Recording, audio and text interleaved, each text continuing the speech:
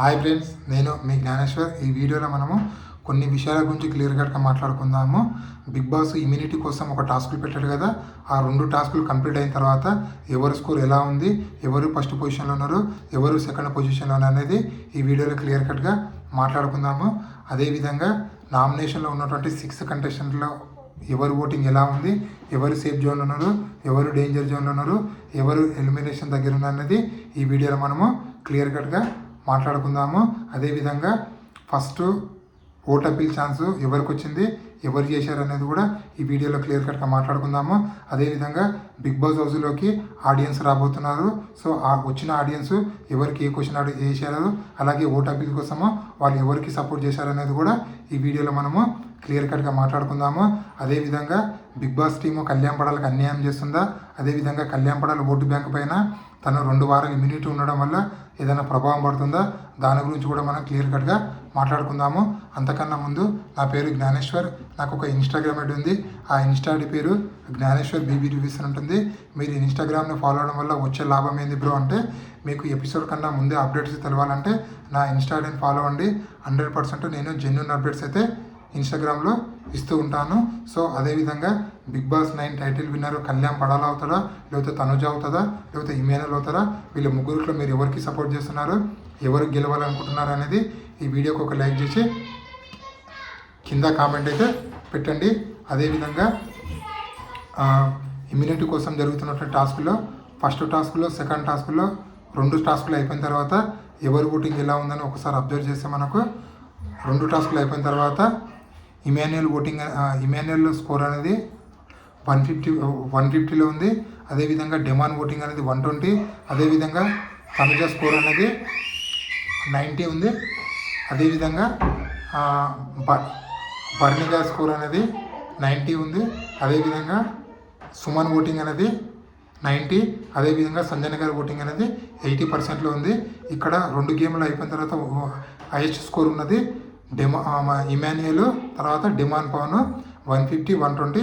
So వీళ్ళిద్దరిని Bigg Boss garden ఏరియాలో పిలవడం జరుగుతుంది. అదే టైంలో ఆడియన్స్ బిగ్ బాస్ హౌస్లోకి ఎంట్రీ అయితే ఇవ్వడం జరుగుతుంది. సో ఇక్కడ Bigg Boss blue colour button, red colour button, ఆ రెడ్ కలర్ ఇమాన్యుయల్కు, బ్లూ కలరు డిమాన్ పవన్కి ఇవ్వడం జరుగుతుంది. సో ఆడియన్స్ ముందర బిగ్ బాస్ వాళ్ళకు ఒక క్వశ్చన్ అడుగుతారు.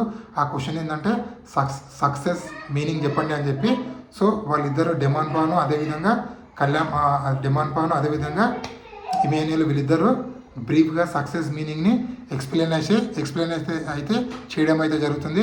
అప్పుడు ఆడియన్స్ని బిగ్ బాస్ ఒక క్వశ్చన్ వేస్తారు, ఎవరు ఆన్సర్ మీకు కరెక్ట్ అనిపించింది వాళ్ళ బటన్ ఒత్తండి అంటే ఆల్మోస్ట్ సగం ఆడియన్స్ ఇమాన్యుయల్కి సంబంధించినటువంటి రెడ్ బటన్ ఒత్తడం జరుగుతుంది.